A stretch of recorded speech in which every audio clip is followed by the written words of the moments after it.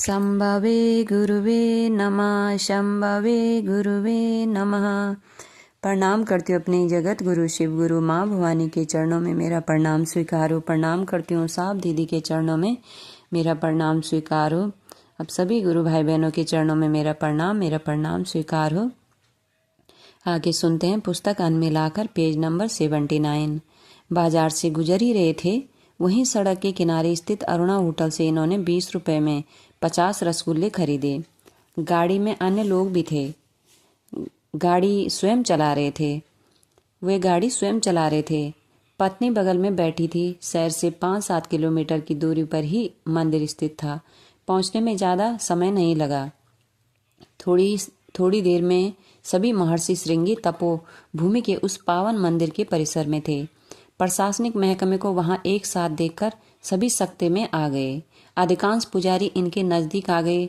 सभी मंदिर के भीतर गए। अफसरों के वहां अचानक पहुंचने का कारण लोगों को पता चला। दबी जुबान में विरोध के स्वर भी अपनी जगह ले रहे थे, पर विरोध किया कैसे जाता। सभी पदाधिकारी जो ठहरे। प्रसाद चढ़ाने के निमित्त मंदिर की बड़ी थाल लाई गई। वहां के पुजारी द्वारा मिट्टी के बर्तन से रसगुल्ले थाली में सजाए गए। जीवक्ष ठाकुर वहीं खड़े थे, एक मौन अटास अपने चेहरे पर लिए। थाली में परोसे गए 50 रसगुल्ले सबके सामने थे। हरिंद्रानंद ने मुख्य पुजारी से आग्रह किया कि मंदिर के दोनों पट 2 मिनट के लिए बंद कर दिए जाएं।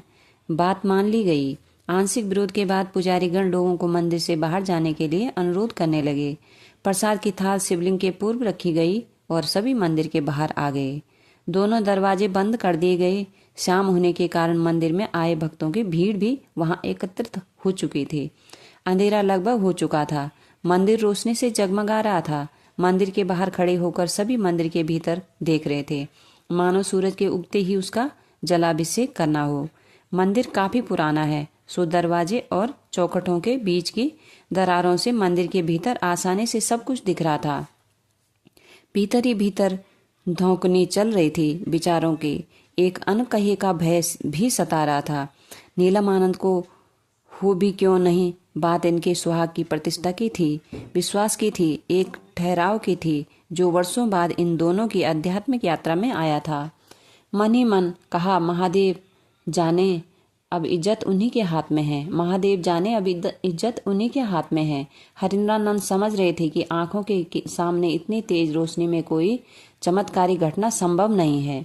उन्होंने संभवतः पहली बार मान सम्मूर्ति से उद्विग्नता, व्याकुलता और दयनीयता में अनुरोध किया, बुढ़ऊ इज्जत रखिया।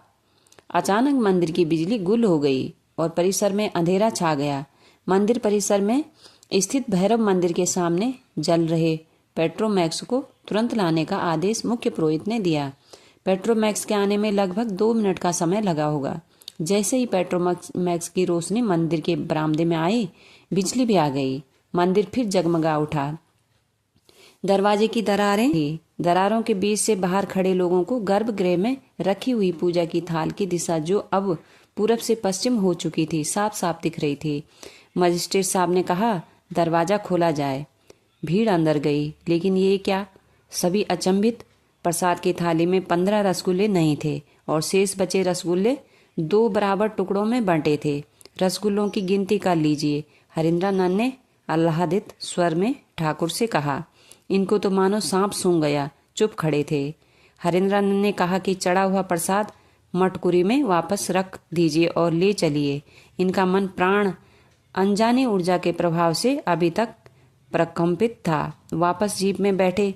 जीप स्टार्ट की। अगल बगल स्थानीय लोग खड़े थे। सर पान ले आते हैं। किसी ने कहा, नहीं, ये बोले, लोगों को प्रसाद नहीं बांटिएगा। बगल से नीलम ने फुसफुसाया, अरे महादेव का चढ़ा प्रसाद है, लोग दरिद्र नहीं होंगे। इनकी आवाज में एक तेज था। अच्छा, आप कहती हैं तो बांटिए। चाबी घुमाई, गाड़ी बंद हो गई। नीलम ने लोगों को प्रसाद दिए।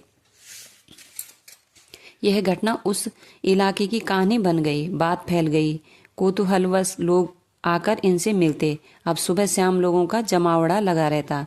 हरिंद्रानंद कहा करते, यह मंदिर नहीं है, आप मंदिर जाएं।